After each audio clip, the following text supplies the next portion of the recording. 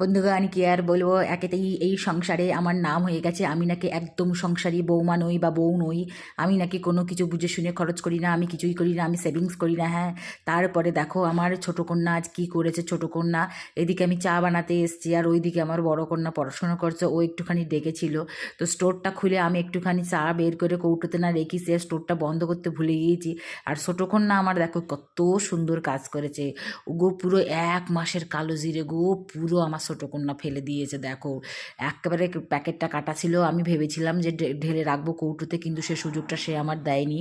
সে এসে পুরো কালো জিরে সরিয়ে ছিটিয়ে না নিয়ে টুকটুক টুকটুক করে তার 4খানা দাঁত দিয়ে সে খাচ্ছে, আর ওদিকে তার দিদিভাই তাকে টুং টুং করে একটুখানি মেরে দিচ্ছে। কিন্তু কি আর বলবো, দুঃখের কথা, ও ছোটো কি আসলে আমি ধ্যান দিইনি, কিন্তু কিছু করার নেই। মানে ইনি যে সেই বন্দে ভারত ট্রেনের মতো, হ্যাঁ, সে মানে এক চোখের নিমিষের মধ্যে যে কোনো জিনিস করে ফেলে।